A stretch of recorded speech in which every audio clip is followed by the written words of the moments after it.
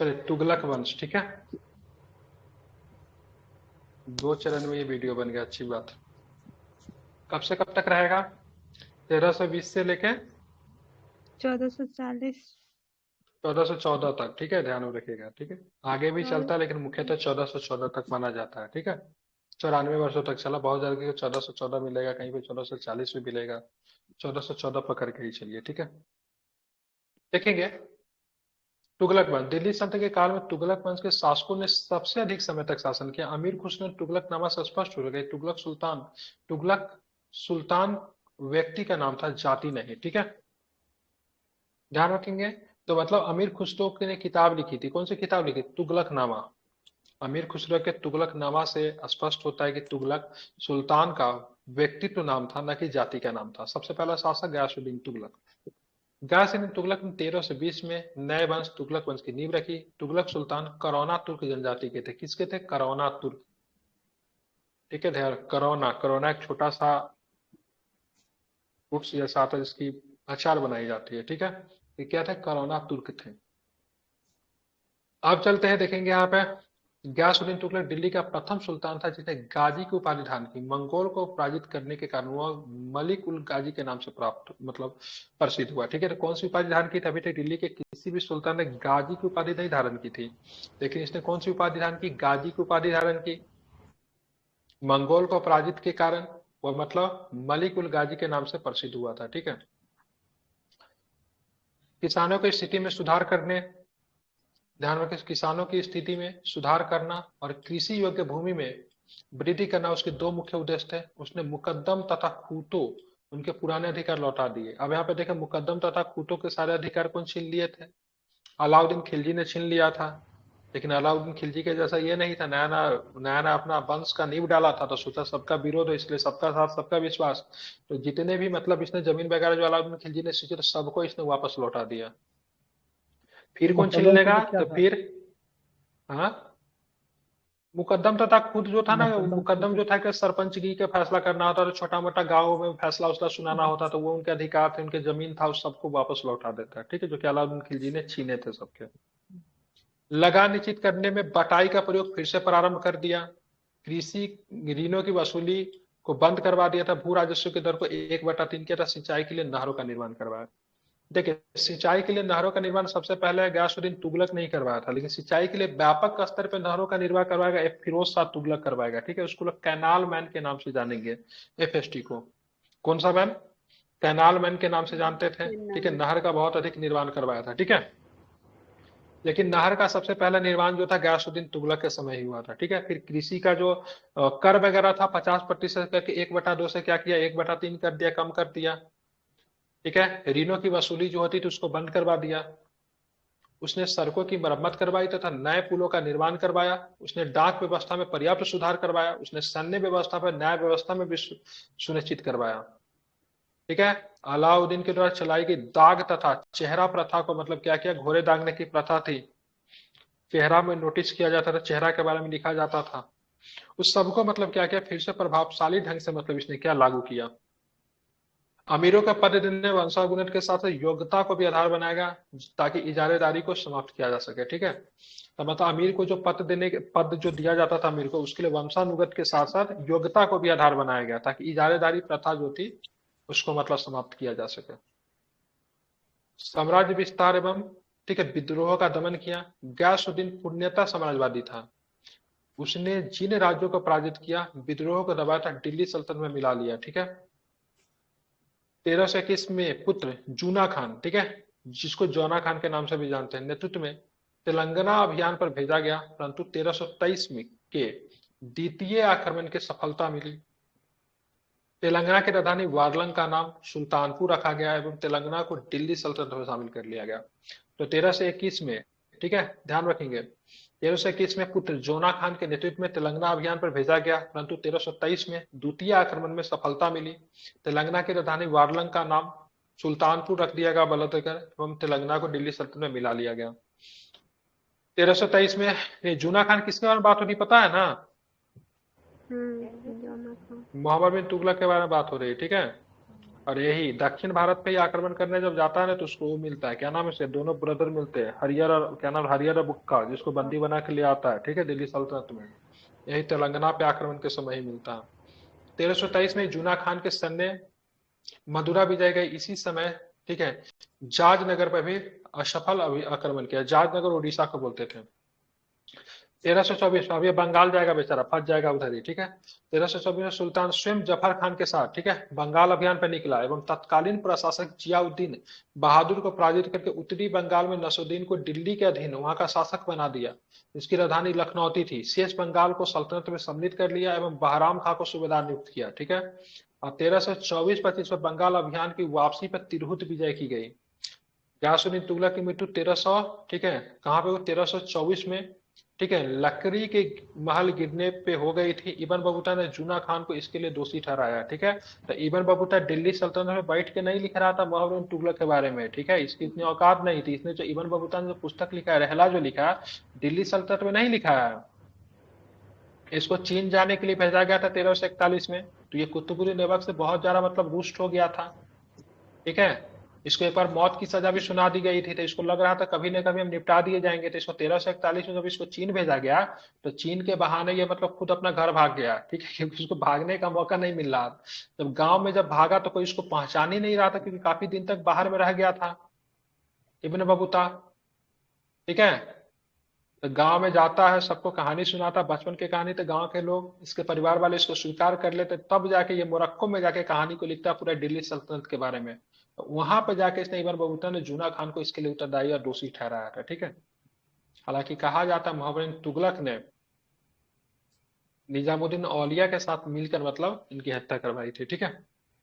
उसके मोहम्मद बिन तुगलक, जिसका नाम जूना खान था, 1325 से लेकर 1351 तक शासक बनेगा, ठीक है। जूना खान उलुग खान मोहम्मद बिन तुगलक के नाम से मतलब गद्दी पे बैठा। सल्तनत काल में जितने भी सुल्तान हुए उनमें सबसे ज्यादा पढ़ा लिखा था। पढ़ा लिखा के साथ साथ नया नया चीजों का प्रयोग भी करता था। उसने राज्यारोहण के समय दिल्ली सल्तनत उत्तर में हिमालय की तराई में, दक्षिण में देवगिरी वारलंग तक, पश्चिम में सिंध में, गुजरात के पूर्व बंगाल तक विस्तृत थी। मतलब बहुत व्यापक साम्राज्य था। शासक बनने के पूर्व दक्षिण में सक्रिय रहा था, इसलिए उस क्षेत्र के प्रति उसे गहरी अभिरुचि थी, ठीक है, ध्यान रखेंगे। अब देखेंगे जानकारी के स्रोत बात करेंगे तो तुगलक के शासनकाल में अफ्रीकी यात्री इब्न बतूता मोरक्को से आया। सुल्तान ने इसे दिल्ली का काजी नियुक्त किया। इब्न बतूता सुल्तान के राजदूत की हैसियत से चीनी शासक, ठीक है, तोगन तिमूर के दरबार में गया था। कब गया था, तो 1341 में गया था, लिख लीजिएगा, याद नहीं रहेगा तो, ठीक। कब गया था, 1343। दिल्ली कब आया था, तो 1333 में आया था, ठीक है। 1341 में गया किनसे मिलने, तो तोगन तिमूर से मिलने। इस यात्री में मोहम्मद तुगलक के समय घटनाओं ने अपनी इस यात्री ने मोहम्मद तुगलक के समय घटनाओं का वर्णन अपनी पुस्तक रहला में किया था। इब्न बतूता के अनुसार उस समय तुगलक साम्राज्य 23 प्रांतों में बटा हुआ था। कश्मीर एवं आधुनिक बलूचिस्तान को छोड़कर लगभग सारा हिंदुस्तान दिल्ली सल्तनत के नियंत्रण में था। जियाउद्दीन बर्नी की पुस्तक तारीख फिरोज शाही से मोहम्मद बिन तुगलक के व्यक्तित्व, प्रशासनिक नीतियों, ठीक है, प्रयोगों के संबंध में विस्तृत जानकारी आपको उपलब्ध कराती है, ठीक है। पुस्तक का नाम क्या है, तारीख फिरोज शाही। क्या नाम है पुस्तक का, तो पुस्तक का नाम है तारीख फिरोज शाही। मल्लिक अयाज, ठीक है, मल्लिक अयाज को ख्वाजा जहां की उपाधि तथा शाहना इमारत बनाया, ठीक है। मल्लिक अयाज को ख्वाजा जहां की उपाधि तथा शाहना इमारत बनाया था, ठीक है। किसको, मल्लिक अयाज को, एमबीटी ने, मोहम्मद बिन तुगलक ने। दिल्ली के संत शिहाबुद्दीन को दीवाने मुस्तकराज का प्रधान नियुक्त किया। रतन नामक एक हिंदू को उसने, ठीक है, सहबान का राज्यपाल बनाकर उसे अजीम अजीम उस संधि की उपाधि दी। मोहम्मद बिन तुगलक होली में भाग लेने वाला दिल्ली का प्रथम शासक था, ठीक है, ध्यान रखें, होली में भाग लेने वाला दिल्ली का प्रथम शासक कौन था, तो मोहम्मद बिन तुगलक था, ठीक है। ये थोड़ा सेकुलर टाइप का शासक था, इसीलिए उलेमाए वगैरह जो थे, जो धार्मिक गुरु वगैरह थे, इनसे बहुत अधिक जलते थे।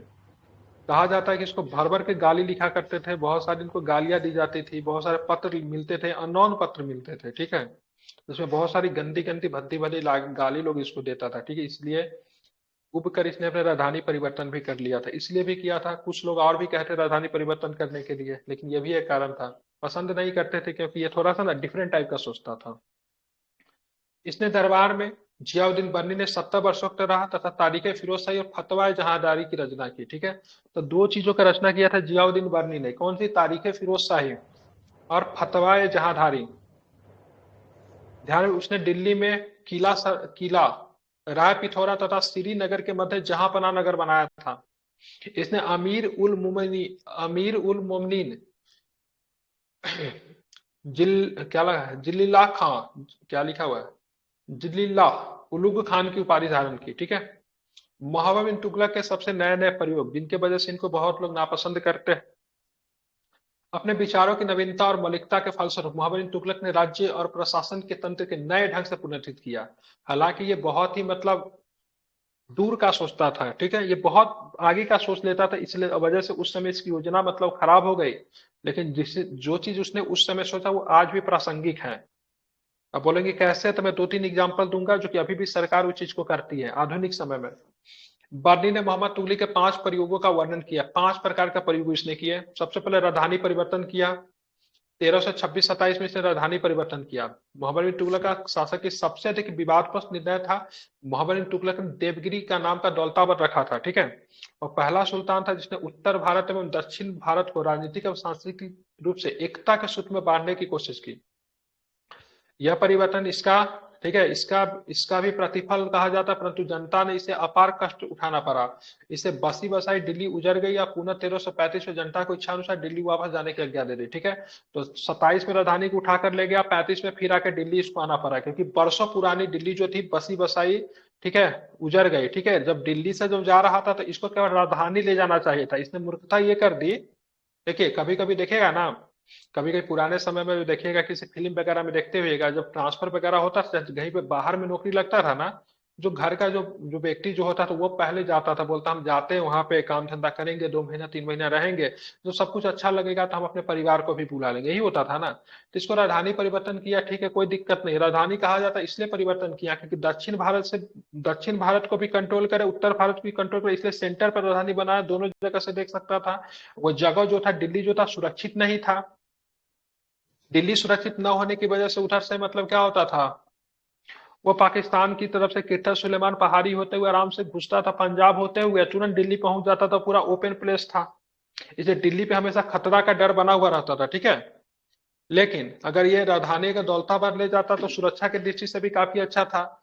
और दौलताबाद से मतलब क्या होता, दक्षिण भारत में भी कंट्रोल कर सकता था, उत्तर भारत को भी कंट्रोल कर सकता था, बीच में था, सेंटर पे था, इसलिए भी ले गया। लेकिन इसने गलती, सबसे बड़ी गलती क्या है, खुद तो गया ही ना, साथ में पूरे जनता को भी ढो के ले गया। बहुत आदमी रास्ते में ही मर गए। ठीक है।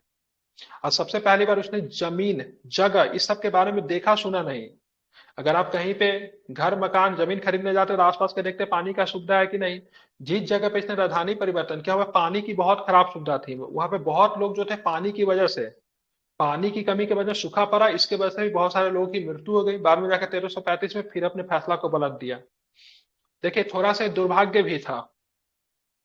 दुआब में कर वृद्धि एवं कृषि सुधार के, दुआब जो था ना, दुआब जो होता, दो नदियों के बीच की भूमि जो होता सबसे अधिक उपजाऊ क्षेत्र होता, सबसे अधिक फसल वहां पे होती है, लेकिन वहां पे कभी सूखा पड़ ही नहीं सकता। दो नदी के बीच में कभी सूखा पड़ेगा नहीं पड़ेगा। लेकिन इतना दुर्भाग्य था कि जिस साल इसने दुआब में कर वृद्धि किया उसी साल वहां पे सूखा पड़ गया। ठीक है। तो जिसके वजह से वहां पे जो भी सरदार तो सबने इसके विरुद्ध मतलब क्या किया, विद्रोह कर दिया। इसने तो अच्छे काम के लिए कैसे, चलो दुआब में कर वृद्धि करते हैं, 50% कर किया था, 33%, 1/3 से बढ़ा के 1/2 किया था, तो अच्छे काम के लिए किया, लेकिन इसका नसीब भी साथ नहीं रहता था। उर्वरता, दुआब की उर्वरता को देखते हुए मोहम्मद तुगलक ने दुआब में कर वृद्धि की। फरिश्ता के अनुसार 3 या 4 गुना वृद्धि की गई। उसी वर्ष वहां अकाल पड़ गया और योजना सफल हो गई। निर्दयता से लगान वसूली के कारण विद्रोह हुए। बाद में सुल्तान ने बीज, बैल, कुओं, नहरों की व्यवस्था भी करवाई, परंतु तब तक देर हो चुकी थी। इस नीति के आय में वृद्धि नहीं हुई। सुल्तान प्रजा में बदनाम हुआ। उसने सूबों में आए हुए के हिसाब रखने के लिए रजिस्टर तैयार करवाया। ठीक है, ध्यान रखेंगे। तो यहाँ पे ये सारी चीजें हो गई। उसके बाद चलेंगे, इसने एक एक दो काम अच्छा किया था। जैसे मोहम्मद बिन तुगलक ने कृषि की उन्नति के लिए एक नवीन दीवान बनाया था जिसका नाम था नवीन विभाग बना, जो कि अमीर ए कोही। ये पूछा जाता अमीर ए कोही का स्थापना किसने किया, मोहम्मद बिन तुगलक ने किया। यह भी पूछा जाता अमीर ए कोही विभाग जो था क्या चीज से संबंध रखता था, तो कृषि से था। ठीक है। एक नया मंत्री भी नियुक्त किया जिसका नाम था अमीर ए कोही। ठीक है।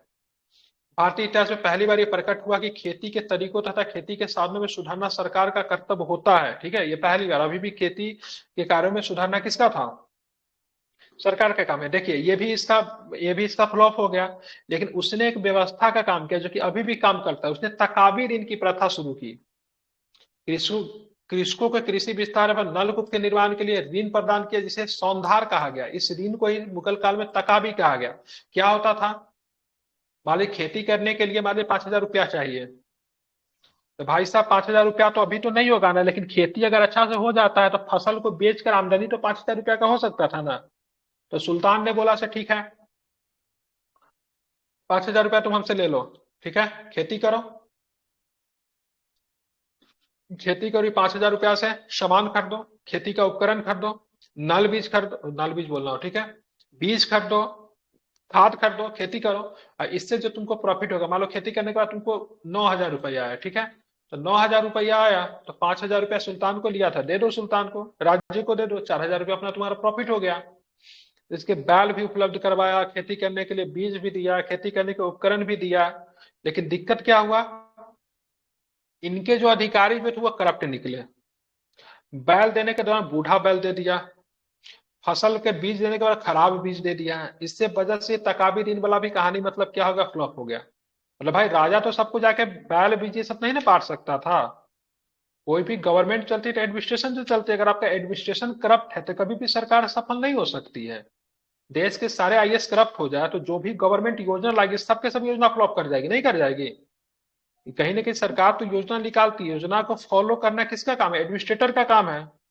इसके एडमिनिस्ट्रेशन फ्लॉप था, इसलिए ये योजना इसकी फ्लॉप हो गई, ठीक है। चलिए, तो ये भी फ्लॉप हो गया।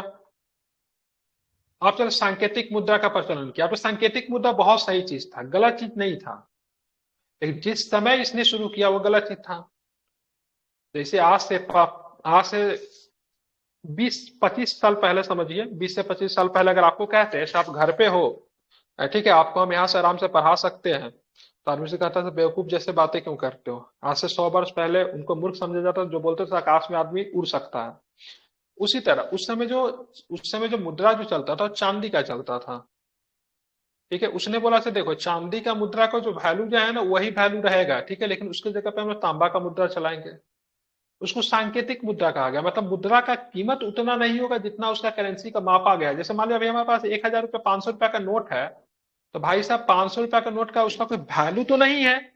क्या वैल्यू है, वैल्यू तो यही ना, सरकार गारंटेड करती है से चलो 500 रुपया का सामान तुम इससे खरीद सकते हो। लेकिन अगर उसका दुकान में बेचने जाए तो वजन के हिसाब से बिकेगा नहीं, बिकेगा। लेकिन ये सोना का एक मुद्रा अगर हो जाए तो सोना का मुद्रा को कभी भी बेचेंगे तो उसका मेटल का कीमत है, तो सांकेतिक मुद्दा नहीं। लेकिन कागज का मुद्दा जो चलता है 500 रुपया का मुद्दा, अभी जो हम लोग जो चलते जिस मुद्रा का यूज करते हो क्या है, सांकेतिक मुद्रा है। मतलब उसका रियल वैल्यू 500 रुपया नहीं है। सरकार आज अगर कह दे से आपका आज से नोटबंदी हो गया 500 रुपया लीगल टेंडर नहीं है, जैसा मोदी जी ने 2016 में किया, तो उस हिसाब से उसका वैल्यू जीरो हो जाएगा, कुछ नहीं होगा। लेकिन सोना का मुद्रा सरकार रहे बाहर में जाए, कहीं भी जाए, किसी भी देश में जाइए, सोना का मुद्रा इतना चला। भारतीय रुपया को 500 रुपया लेके आप चले जाए दूसरा देश में कोई वैल्यू नहीं है। लेकिन सोना का मुद्रा को लेकर चले जाए दुनिया के किसी भी कोना में, इसका वैल्यू है। ये सांकेतिक मुद्रा हुआ, ठीक है। इसके लिमिट जगह पे लिमिट क्षेत्र में वैल्यू होगा, जबकि करेंसी जो मतलब एक मेटल का मुद्रा होगा, सोना का है चांदी के हमेशा चलेगा, हर जगह पे सेम वैल्यू होगा, ठीक है। ऊपर नीचे थोड़ा बहुत हो सकता है। इसने मतलब क्या कि सांकेतिक मुद्रा का प्रचलन किया, ठीक है। ये चीन का एक शासक था जिसका नाम था कलातू खान,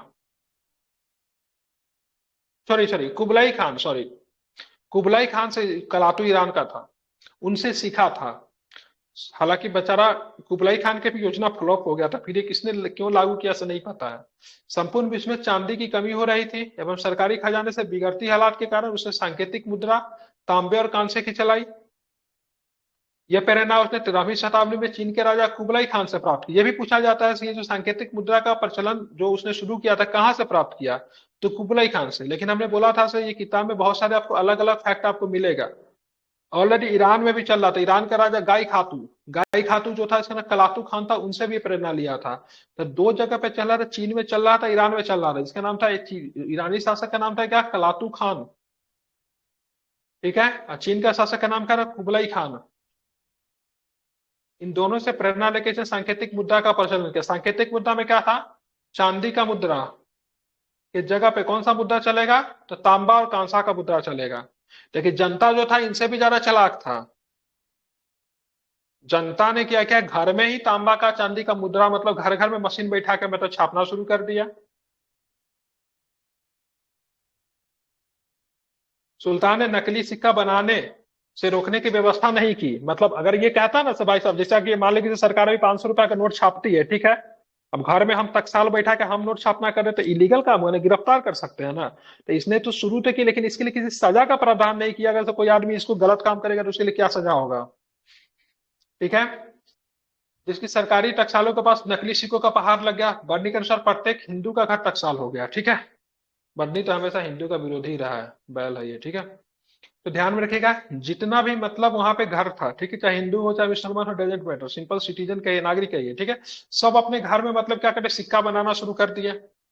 आप यहाँ पे देखेंगे, बर्नी ने मतलब मार्केट में निकाला 2 सिक्का, ठीक है, तो वापस जब बुलाएगा ना, जब सारा सिक्का को बोलेगा वापस दो, उसके बदले में चांदी का सिक्का जब देंगे, क्योंकि स्थिति बहुत अधिक खराब हो गई, मार्केट में इन्फ्लेशन काफी ज्यादा आ गया, तो जितना सिक्का उसने वापस होना चाहिए था, मतलब 2 निकाले तो 2 ही होना चाहिए, उसने 2 गुना 3 गुना सिक्का आना शुरू हुआ।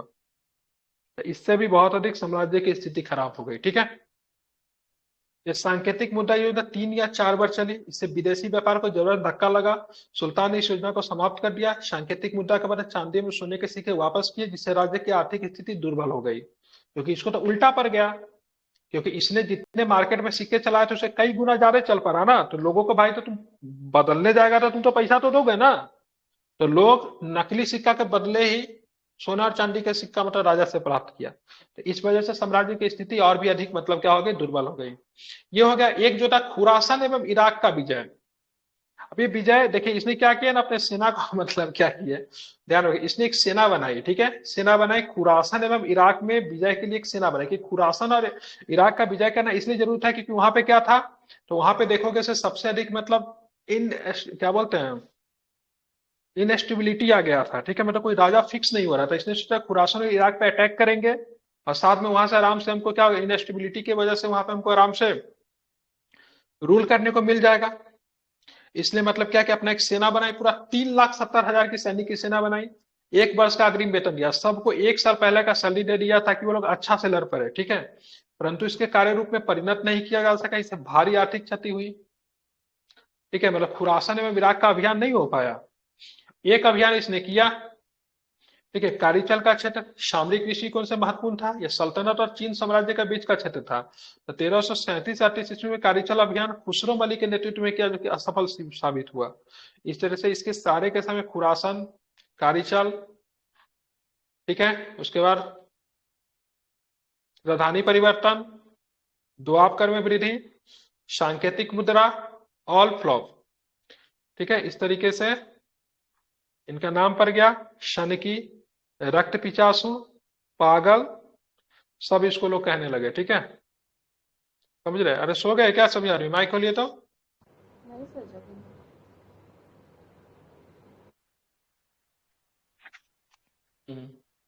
और लोग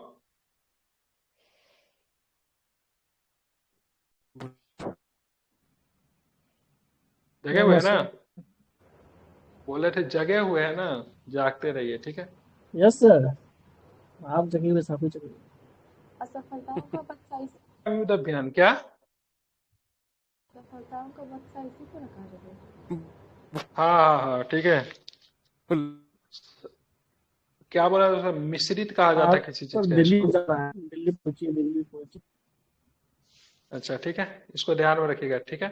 तो इसको रक्त पिचासु वगैरह क्या क्या बेचा, लेकिन ये दिल्ली सल्तनत का सबसे पढ़ा लिखा, सबसे समझदार था, ठीक है, ध्यान में रखिएगा, ठीक है। सर्वाधिक पढ़ा लिखा था। मोहम्मद बिन तुगलक के अन्य विद्रोह में युद्ध अभियान, मोहम्मद बिन तुगलक के समय दिल्ली सल्तनत का सर्वाधिक विस्तार हुआ। 1347 में उच्च सिंध और मुल्तान के गवर्नर किसलू खां का विद्रोह का दबा दिया। 1328 में तारमासिरी के नेतृत्व में मंगोल आक्रमण हुआ, जिसे सुल्तान ने दिल्ली आर्थिक रूप से सल्तनत संतुष्ट। में सबसे यही ज्यादा पढ़ा लिखा था क्या सर? टोटल दिल्ली सल्तनत जितने भी शासक उनमें से सबसे ज्यादा पढ़ा लिखा था। बहुत सारे दिल्ली सल्तनत के शासक तो करिया अक्षर भेद बराबर भी नहीं पढ़ा लिखा था, लेकिन ये सबसे ज्यादा पढ़ा लिखा विद्वान था ये। इसलिए बहुत सारे प्रयोग किए, लेकिन इसके प्रयोग असफल हो गए। इसके समय दिल्ली सल्तनत का क्षेत्र भी जो था ना बहुत बड़ा था, ठीक है, सर्वाधिक विस्तार इसी के समय हुआ। 1387 में उच्च सिंदर मुल्तान के गवर्नर किस्लू खां का विद्रोह को इसने बहुत आसानी तरीके से दबा दिया। 1328 में, ठीक है, तरमा तरमा श्री के नेतृत्व में मंगोल आक्रमण हुआ 1328 में, ध्यान रखिए, जिसे सुल्तान ने आर्थिक रूप से संतुष्ट करके वापस कर दिया। इसके जाने के बाद कर्नूल एवं पेशावर पर अधिकार कर लिया। 1328 में बंगाल में सुल्तान की ओर से बहराम खां ने बहराम खां के विद्रोही, ठीक है, गियासुद्दीन बहादुर को मारकर विद्रोह का दबा दिया, परंतु बहराम खां की मृत्यु के पश्चात मोहम्मद बिन तुगलक बंगाल पर ध्यान नहीं दे सका और वहां शमशुद्दीन का स्वतंत्र राज स्थापित हो गया। इसके बाद बंगाल कभी भी दिल्ली सल्तनत के अधीन नहीं हो पाया, ठीक है, ध्यान रखिएगा। शमशुद्दीन का स्वतंत्र राज स्थापित हो, इसके बंगाल कभी भी दिल्ली सल्तनत के अधीन नहीं हुआ। मुगलों के समय में आता है 1335 में सुल्तान एहसान खान के नेतृत्व में मदुरा दिल्ली सल्तनत से स्वतंत्र हो गया। एहसान खान के नेतृत्व में, यहीं से मोहम्मद बिन तुगलक का साम्राज्य का विघटन प्रारंभ हो जाता 1335 से। और 1336 में, ठीक है, इसी के समय हरिहर बुक्का ने तेलंगाना एवं कांची में विजयनगर राज्य की स्थापना कर ली। दक्षिण भारत में भी इधर विजयनगर बनेगा, 1347 में इधर क्या बन जाएगा, ठीक है, बहमनी साम्राज्य बन जाएगा। ठीक है, मोहम्मद बिन तुगलक ने हरिहर बुक्का को अपने सेना में, ठीक है, क्या किया था, कैद कर लिया था इसको, ठीक है, बंदी थे, ठीक है, दोनों का मुसलमान धर्म में दीक्षित भी करवा दिया था इस्लाम में। बाद में जाके इनका एक गुरु मिलता है जिनका नाम था विद्यारायण, ठीक है, विद्यारायण से, ठीक है, प्रभावित होकर फिर से मतलब सनातन में कन्वर्ट होते हैं। ठीक है, तो दोनों को दोनों हरिहर और बुक्का जो थे ना, दक्षिण विजय पे जब गया था ना ये तुगलक एमबीटी, तो इसको पकड़ के ले आया था दोनों को, दोनों भाई जो थे, और बाद में जाकर स्वतंत्र राज्य की स्थापना कर लेते हैं। ठीक है, ध्यान रखेंगे। इसकी मृत्यु कहाँ पे होगी, ठट्टा में मृत्यु होगी। ठीक है, तुगलक की मृत्यु कहाँ पे होगी, ठट्टा में। ठीक है, सम्राट का विस्तृत भूप्रदेश, कठोर नियंत्रण का, ठीक है, ध्यान माइक बंद कर लीजिए। ठीक है, अभाव नवीनतम योजनाओं की असफलता में राजनीतिक एकता की कमी के लगभग 34 विद्रोह हुए, जिनमें से दक्षिण भारत से 27 विद्रोह इसके समय होते हैं। अंततः ठट्ठा में विद्रोह दबाने के जाते समय बीमार होकर मोहम्मद बिन तुगलक 1351 में मृत्यु हो गया। और इसी के बारे में बदायूं ने किया, राजा को अपनी जनता से तथा जनता को अपनी राजा से मुक्ति मिल गया। स्टेटमेंट किसका, बदायूं का है। ठीक है, बदायूं ने क्या बोला, राजा को जनता से, जनता को राजा से मुक्ति मिले, क्योंकि जनता इससे परेशान था और राजा अपनी जनता से परेशान था। ठीक है, मृत्यु दोनों के एक होने दूसरे पर से बोले क्या थे मिल ना। गई, मुक्ति हो गई। हाँ, मृत्यु होने के बाद। ठीक है, सामने नहीं बोल सकता ना कोई, राजा के खिलाफ कोई ऐसी बात कैसे बोलेगा। जैसे मोहम्मद बिन तुगलक, जैसे रेहला का लेखक जो इब्न बतूता अपने बाप के मारने का आरोप लगा दिया, दिल्ली में बैठ के आरोप लगाता तो उसको कहानी नहीं समाप्त कर देते हैं।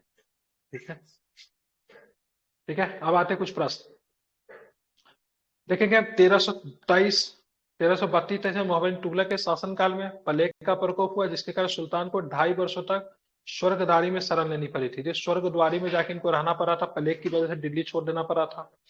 मोहम्मद तुगलक ने मोहम्मद बिन तुगलक को बर्न ने सृष्टि का आश्चर्य कहा है। ठीक है, मतलब बोला था दुनिया का अजूबा आदमी था।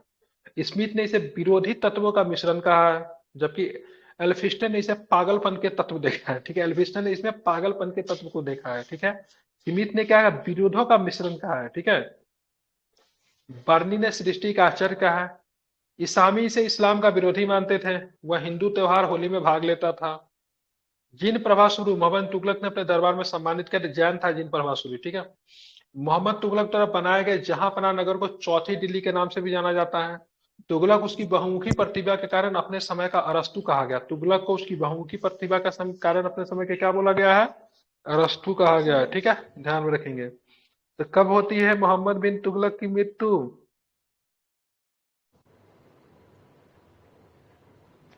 कब होती है बताइए।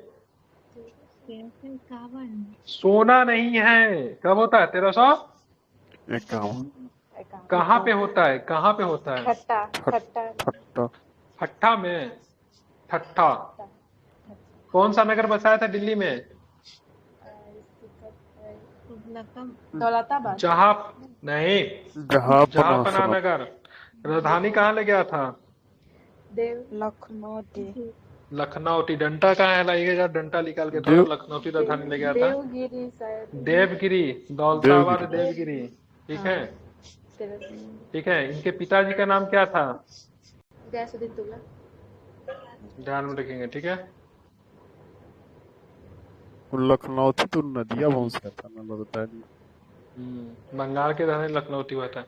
तो गयासुद्दीन तुगलक, फिरोज तुगलक के बाद इसका भाई शासक बनेगा, ठीक है, सॉरी, गयासुद्दीन, मोहम्मद बिन तुगलक के बाद इसका शासक भाई बनता है, ठीक है, जिसका नाम क्या था, फिरोज शाह तुगलक, ठीक है। ये शासक नहीं बनना चाहता था, ठीक है, लेकिन लोग इसको शासक बना देते हैं, ठीक है।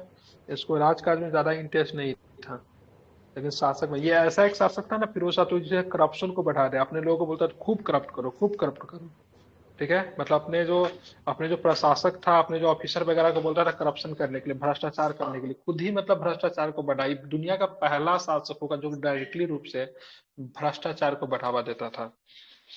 बेरोजगारों के लिए, ठीक है, रोजगार दफ्तर खुलवाया था इसने, ताकि लोगों को नौकरी मिल सके, ठीक है। पढ़ा दो। नहीं सर। नहीं बोली थी, कहा है? पूरा खिलजी सर हम तुगलक सुनने पूरा जा रहे हैं खत्म सर। करना है ना। कहाँ सुने जाओगे, बोले से पूरा कल ऑफिस जाना तुगलक है। खत्म करना है। नहीं सर, अब नहीं जाना है दिमाग में। तुगलक हम बोले थे सर, तुगलक लंबा है, रावी ने बोले हाँ। खत्म करना है। सर आप दिन में सो लिए हैं तब पढ़ा रहे हैं, नहीं सोते तो अभी जगाते सोने के लिए। नहीं, 1 डेढ़ बजे तक तो वैसे ही होता है। कितने लोग तुगलक खत्म करने के पक्ष में है? सर बचा ही का, सब चला गया। सर सुबह उठना होता है, सब सो ऐसा गए। थोड़ी होता है सर, वोटिंग के लिए कम से कम सर कोरम पूरा करना चाहिए ना। 120 आदमी में कितना कोरम, रहेगा वोटिंग के लिए? कोरम 10%, 12 आदमी तो आ गए कोरम के लिए। नहीं, 13 आदमी एक दो चाहिए ग्रुप तीन में, चार। कोरम के लिए 13 आदमी चाहिए। कोरम ही नहीं पूछ रहा, क्लास कैसे होगा? ऐसा नहीं कीजिए सर, टाइम सब भाग जाएगा। ये तो हो गया। अरे, ना फिरोज तुगलक नहीं हो पाएगा तो आज। चलिए, ठीक। 37 वर्षों तक शासक रहा था फिरोज तुगलक, ठीक है?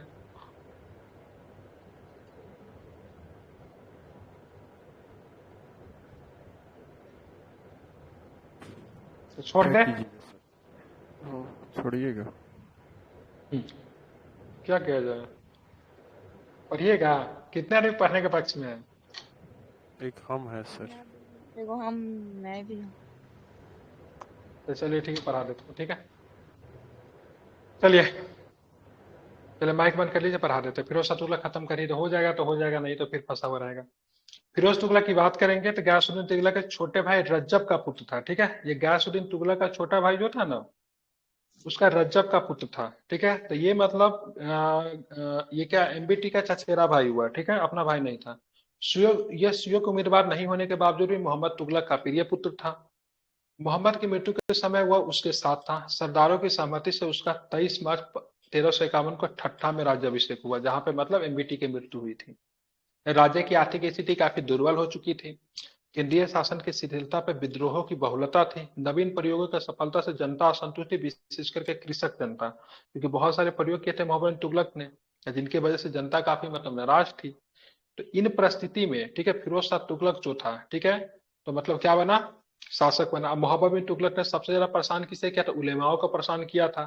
उलेमाओं का जमीन वगैरह ले लिए थे, उलेमा का कोई बातें नहीं सुनता था, ठीक है, सीरियस ही नहीं लेता था। और साथ में होली वगैरह में पार्टिसिपेट किया था, तो बहुत अधिक सेकुलर नीति की वजह से काफी उलेमा वगैरह नाराज थे। तो जब भी फिरोज शाह तुगलक जब शासक बनता है, तो सबसे ज्यादा उलेमाओं का प्रसन्न करने के लिए उसके फेवर में बहुत सारा काम करता है, ठीक है। तो मोहम्मद तुगलक की उदारवादी धार्मिक नीति से उलेमा जो काफी वर्ग जो नाखुश था, उसको खुश करता है ये, जमीन वगैरह खूब देगा। फिरोज शाह तुगलक दिल्ली का पहला सुल्तान था। उलेमा। क्या? उलेमा मतलब एक तो जैसे अभी हमारे यहाँ समझ, सिंपल शब्दों में बोले तो धार्मिक गुरु, ठीक है। उलेमा उसी को धार्मिक गुरु कहते हैं। तो बड़ा वर्चस्व होता था कि लीडर, देखिए धर्म जब भी आ गया ना, धर्म को हमेशा जनता का सपोर्ट होता था। उलेमा जो थे धार्मिक गुरु थे, जनता इनके साथ होता था। राजा का मजबूरन इनके सामने झुकना पड़ता था, क्योंकि जनता को भड़का देगा तो विरोध कर देगा, ठीक है। इसीलिए धार्मिक गुरु, इस्लाम का जो धार्मिक गुरु था उसको इसलिए उलेमा कहते थे, ठीक है। तो कोई भी शासक जो था उलेमा को अप्रसन्न करना नहीं चाहता था, क्योंकि जनता जो था उनके फेवर में था, वो भड़का देता था। इस्लामी कानून ने उलेमा वर्ग को राज्य के प्रशासन में प्रधानता दी। अब ये क्या करेगा? मोहम्मद बिन तुगलक तो सेकुलर था, उदारवादी था, ये क्या करेगा? इस्लामी कानून को मतलब प्रधानता देगा, उलेमा वर्ग को राज्य के प्रशासन में भी प्रधानता दी। और इसी को देखते हुए बहराइच स्थित संत सलार मसूद गाजी के दरबार मकबरे पे 2 बार मतलब दर्शन करने के गया। उलेमा बार के समर्थन को जियाउद्दीन बर्नी ने फिरोज तुगलक के शासनकाल के शांति और समृद्धि के लिए उत्तरदायी बताया। ठीक है, उलेमा बार का समर्थन मिल गया। जब उलेमा का समर्थन मिल गया तो जनता ने भी इनके खिलाफ कभी विरोध वगैरह नहीं किया, क्योंकि उलेमा का पूरा समर्थन था। इसके लिए उलेमा को प्रसन्न करने के लिए बहुत सारे चीजों पे मतलब किया। जैसे मोहम्मद तुगलक ने स्त्री वगैरह को मजार पे जाने वगैरह को प्रतिबंध लगा दिया था, मतलब जाने के लिए आजादी दे दी थी, बहुत सारी आजादी दी थी, बहुत उदारवादी नहीं थे, इस सब पे प्रतिबंध लगा दिया क्योंकि उलेमा ऐसा चाहते थे। दिल्ली के सुल्तानों ने फिरोज तुगलक ने सर्वप्रथम मुस्लिम स्त्रियों को दिल्ली से बाहर के स्थिर मजारों पे जाने पे प्रतिबंध लगा दिया क्योंकि उलेमा ऐसा चाहते थे। जाजनगर अभियान, जाजनगर उड़ीसा को बोलते थे। फिरोज का मुख्य उद्देश्य वहां के मंदिरों से नष्ट करना था ताकि वो महमूद की भांति, ठीक है, बुता सिकन कहला पाए। ठीक है, तो बुता सिकन कहा जाता है गौरी को। वैसे तो बुता सिकन थे, इसको कश्मीर के एक शासक को बोलते, क्या नाम था, सिकंदर, क्या नाम था बुता सिकन के नाम से। कश्मीर के एक शासक को कहा जाता है बुत सिकन। बुत सिकन मतलब मूर्ति भंजक, मूर्ति को तोड़ने वाला। ठीक है, फिरोज तुगलक स्वयं को खलीफा का नायब घोषित करने वाला दिल्ली का प्रथम शासक बना। ठीक है, फिरोज तुगलक ने, ठीक है, शबे बारात, इस्लाम में एक त्योहार होता है, मुसलमान में शबे बारात का त्योहार बड़े हर्षोल्लास के साथ मनाया। इसके सिक्कों पर खलीफा ए हाजिम, ठीक है, अल मुताजिद एवं अल मुतवकिल नाम मिलते हैं। लोक निर्माण कार्य, ठीक है, लोक निर्माण में इसने क्या क्या कार्य किया था। लोक निर्माण में बहुत सारे अच्छे अच्छे कार्य करता है। तुगलक काल में स्थापत्य कला का सर्वाधिक विकास फिरोज तुगलक के काल में हुआ। अपने निर्माण कार्य के लिए उसने लोक निर्माण विभाग पीडब्ल्यूडी, पब्लिक वर्क्स डिपार्टमेंट की स्थापना की। मलिक गाजी शाहना तथा अब्दुल हक इस विभाग के प्रमुख थे। दीवान खैरात, दीवान ए खैरात विभाग की मतलब स्थापना की। दीवान ए खैरात क्या होता था, तो जो जो मर गया है, ठीक है, जो जनता मर गया तो उनके बेटी को, उनके विधवा को सपोर्ट करने के लिए दीवाने खैरात, इसमें मदद मिलती थी उनको। दान विभाग था ना। तो वही ना, मदद देने का दान विभाग था, लेकिन मदद किसको मिलता था, सबको नहीं मिलता था, विधवा को मिलता था। उस बच्ची को मिलता था जिनका विवाह नहीं हो पा रहा है, पिता की मृत्यु हो गई है तो विवाह के लिए मिलता था। जिनके पति का मृत्यु तो विधवा के लिए मिलता था, उसको दीवाने खैरात। ठीक है, फिरोज शाह तुगलक ने प्रशासन में घूसखोरी को स्वयं प्रोत्साहित किया, जो कहानी आपको सुना रहे थे। मानवीय कार्य क्या, अनमानवीय दंड दिए जाते थे, जैसे शरीर काट दिया, हाथ काट देना, पैर काट देना, अंग भंग करना, उन सबको समाप्त कर दिया गया। दारुल सफा, दारुल सफा इस अस्पताल था, ठीक है, इसकी स्थापना की, सरकारी अस्पताल। बेरोजगारी के लिए दफ्तर रोजगार बनाया। दीवाने खैरात की स्थापना की। दीवाने इश्तिहाक, ठीक है, इसकी भी स्थापना, जो कि पत्राचार के लिए काम आता था। ठीक है, फिरोज शाह तुगलक ने इस्लामी कानून के द्वारा स्वीकृत केवल 4 कर लगे। खराज था, खम्स था, जजिया था, जकात था। खराज किस पे लगता था, भूमि पे लगता था। खम्स कितना, युद्ध के लूटे धन का 1/5 हिस्सा होता था। परसेंटेज में बात करेंगे तो 20% सुल्तान का और 80% की बात करेंगे तो जिसने लूट कर लाया उसको। जकात किस पे था, आय का 2.5% मुसलमानों से, उन्हीं के हित में वे किया जाता था, जकात देना पड़ता था। अभी भी इस्लामी कानून में जकात की बात कही गई है, तो अपने भाई इनकम का कुछ पैसा जो होना चाहिए, धर्म करना चाहिए, 2.5% देना पड़ता था जकात। जजिया जो था हिंदुओं पे धार्मिक कर था, जो हिंदू धर्म को फॉलो करते थे, सनातन को फॉलो करते थे, उनसे लिया जाता था। इस्लाम से तो केवल भाई 2.5% लिया जाता, इनसे काफी अधिक लिया जाता था। लोक निर्माण कार्य की बात करेंगे तो बहुत अधिक लोक निर्माण कार्य करते हैं मोहम्मद तुगलक के समय में। ठीक है, मलिक गाजी शाहना प्रमुख वास्तुकार था, आर्किटेक्ट। सिंचाई व्यवस्था 5 बड़ी नहरों का निर्माण करा। सबसे पहला यमुना नदी से हिसार तक जाता था। ठीक है, इसको कौन सा, उलुग, ठीक है, उलुग रवानी नहर कहते थे। एक नदी जो था सतलज से घग्गर तक जाती, इसको राजवाही नहर कहते थे। सिरमौर की पहाड़ी से हांसी तक एक जाती थी नहर, घग्गर से फिरोजाबाद शहर तक जाता था, और यमुना नदी से फिरोजाबाद शहर तक। फिरोजाबाद शहर ध्यान में रखेंगे इसी ने बनाई थी। ठीक है, ये कितने नहर इसके समय निकाली गई थी, 5 नहर। कितने नहर थे, 5 नहर, इसलिए इसको कैनाल मैन, ठीक है, नहरों के नायक के रूप में भी जानते हैं। ठीक है, कौन कौन नहर थे, तो एक नहर जो था यमुना नदी से कहां पे जाता था, हिसार तक जाता था। सतलज से घग्गर तक राजवाही नहर कहते थे। सिरमौर की पहाड़ी से हांसी तक जाती थी, घग्गर से फिरोजाबाद शहर तक था। यमुना नदी से फिरोजाबाद शहर तक भी नहरें जाती थी।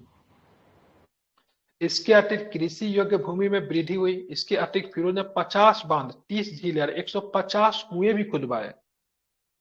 शिक्षा में भी उसे पर्याप्त सुधार के प्रयास किए। फिरोज स्वयं विद्वान था और इसलिए वह विद्वानों को काफी इज्जत करता था। बर्नी एवं शम्स सिराज अफीफ को फिरोज तुगलक का संरक्षण प्राप्त है। किसे? बर्नी को और शम्स सिराज अफीफ को। उसने 13 मदरसे स्थापित किए जिनमें से कुछ श्रेष्ठ स्तर के विद्यालय थे। उसने बहुत सारे संस्कृत ग्रंथों की फारसी में अनुवाद करवाया। उनमें से एक दर्शन एवं नक्षत्र विज्ञान से संबंधित पुस्तक थी जिसका नाम था, ये पूछा हुआ क्वेश्चन है, दलायत फिरोज शाही। ठीक है, पूछा जाता है दलायत फिरोज शाही का विषय क्या है। ठीक है, तो ध्यान में रखिएगा, दर्शन एवं नक्षत्र विज्ञान क्या था? दर्शन एवं नक्षत्र विज्ञान था। इसकी रचना कब हुई थी? तो फिरोज शाह तुगलक के शासनकाल में हुआ था। बंगाल अभियान के दौरान उसने, ठीक है, इकदला का नाम, बंगाल अभियान के दौरान उसने इकदला का नाम आजादपुर और, ठीक है, आजादपुर और क्या रखा है? तो पांडुआ का नाम फिरोजबाद रखा है। ठीक है, तो बंगाल अभियान के दौरान उसने इकदला का नाम आजादपुर कर दिया, पांडुआ का नाम क्या क्या रखा? फिरोजाबाद। इसने मतलब कुछ अशोक स्तंभ को उठा के ले आया। ठीक है, मेरठ और टोपरा से, मेरठ और टोपरा से अशोक स्तंभ को दिल्ली लाया। ठीक है, अजीउद्दीन अजीउद्दीन खालिद खानी के द्वारा संस्कृत ग्रंथों का फारसी में अनुवाद कराया। उसने दासों के साथ उचित व्यापार के लिए एक व्यवहार बना दिया। ठीक है, एक विभाग बना दिया जिसको बोलते हैं दीवान बंदगान। इसके समय दासों की संख्या सर्वाधिक थी, 1,80,000 दास आपको इसके समय देखने को मिलते हैं। सैनिक संगठन में दासों का विद्रोह भी इसी के समय हुआ था। सैनिक संगठन में उदारवादी नीति अपनाते हुए उसने सैनिक सेवा वंशागुणत कर दिया। ठीक है, समझ, सैनिक सेवा कैसे कर दिया? वंशागुणत कर दिया। फिरोज शाह के उत्तराधिकारी की बात करें, सितंबर 1388 में फिरोज की मृत्यु के पश्चात उसके बड़े पुत्र फत खां का फत खान का पुत्र उसके बड़े पुत्र फतेह खान का पुत्र तुगलक शाह गयासुद्दीन तुगलक द्वितीय के नाम से, ध्यान में रखेंगे, सुल्तान बना। मतलब इसका पोता बनता है, गयासुद्दीन तुगलक पोता होता है। ठीक है, ध्यान में रखेंगे। 13 फरवरी 1389 को, ठीक है, अबू बकर सुल्तान बना। नसरुद्दीन महमूद ने अप्रैल 1389 में स्वयं को सुल्तान घोषित करके दिल्ली पे आक्रमण कर दिया। कौन? नसरुद्दीन महमूद। महमूद ने अबू बकर को दिल्ली छोड़ने के लिए बाध्य किया और अगस्त 1390 में नसरुद्दीन महमूद शाह के नाम से सुल्तान बना। नसरुद्दीन ने कुछ क्रियाशीलता का परिचय दिया परंतु विलासता के कारण उसका स्वास्थ्य खराब हो गया, जिससे जनवरी 1394 में उसकी मृत्यु हो गई। और उसकी मृत्यु के बाद देखेंगे तो उसके पश्चात उसका पुत्र अलाउद्दीन सिकंदर शाह के नाम से गद्दी पे बैठा। लेकिन ध्यान में, किसके 1390 में सुल्तान बना नसरुद्दीन महमूद, 1394 तक मतलब सुल्तान रहता है। ठीक है, ध्यान में रखेंगे। सुल्तान ये 1394 ईस्वी को सुल्तान बना नसरुद्दीन महमूद, जो तुगलक वंश का अंतिम शासक था। उस समय दिल्ली सल्तनत का राज बहुत सीमित रह गया। दक्षिण भारत में खानदेश, बंगाल, गुजरात, मालवा, राजस्थान, बुंदेलखंड आदि सब सूबे दिल्ली सल्तनत के हाथों से निकल चुके थे और विभिन्न स्थानों पर स्वतंत्र राज्य की स्थापना हो सकी थी। उसके समय जौनपुर में स्वतंत्र राज्य की स्थापना हुआ। पंजाब का सूबेदार खिलजी खान स्वतंत्र होकर दिल्ली को प्राप्त करने के लिए प्रयत्न करने लगा। ठीक है, खिलजी खान, ठीक है, जो कि पंजाब का था। दीपालपुर का गवर्नर हुआ करता था खिलजी खान। ठीक है, अभी दीपालपुर सौंप के जाता है इसको, इसके आक्रमण होगा, क्या नाम है? तैमूर का आक्रमण होगा 1398 में। ठीक है, फिरोज के पुत्र नुसरत शाह ने नसरुद्दीन को चुनौती दी, जिनके फलस्वरूप तुगलक वंश के दो शासकों एक ही साथ में दिल्ली के छोटे छोटे राज्य पर शासन किया। ऐसी परिस्थिति में तैमूर ने आक्रमण किया और दोनों सुल्तान भाग करे हुए। तैमूर के वापस चले जाने के पश्चात नसरुद्दीन महमूद ने अपने वजीर, ठीक है, मल्लू इकबाल की सहायता से दिल्ली के सिंहासन पर अधिकार करने में सफलता प्राप्त की।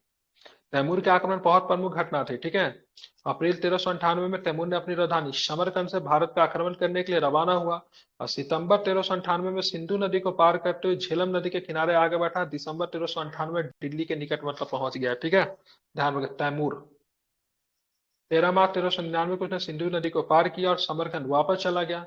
जाने से पहले उसने खिलजी खां को मुल्तान, लाहौर और दीपालपुर का सूबेदार नियुक्त करके गया था। ठीक है, तो ये खिलजी खान के तैमूर के बिहार पे खिलजी खान दिल्ली पे शासक करेगा। ठीक है, मतलब मुल्तान देकर चला गया, लाहौर देकर चला गया, दीपालपुर का सूबेदार नियुक्त करके खिलजी खान को चला जाता है। ठीक है, यही खिलजी खान आगे चल के सैयद वंश की नींव भी डाल देंगे। अंत में वह दिल्ली प्राप्त करने में भी सफल हुआ। तैमूर का आक्रमण, मारकाट, लूट मार, भुखमरी, तुगलक वंश के पतन, दिल्ली सल्तनत की प्रतिष्ठा के नष्ट होने का कारण था। ठीक है, वर्षों से समृद्ध दिल्ली सल्तनत जो थी आपका समाप्त हो जाता है। ठीक है, तो 1398 में आपका तैमूर का आक्रमण होता है। 1398 में तैमूर का आक्रमण, ध्यान में रखिएगा। और तैमूर अपना सिक्का किसे देकर चला जाता है तो क्या बताएंगे? हम्म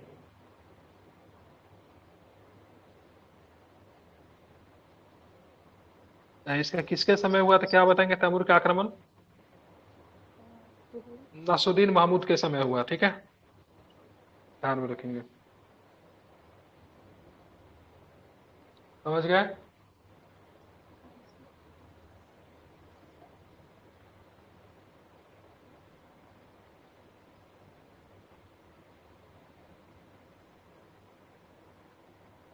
नासुद्दीन महमूद का मृत्यु, मुझे इसमें थोड़ा सा डाउट लग रहा है, ठीक है।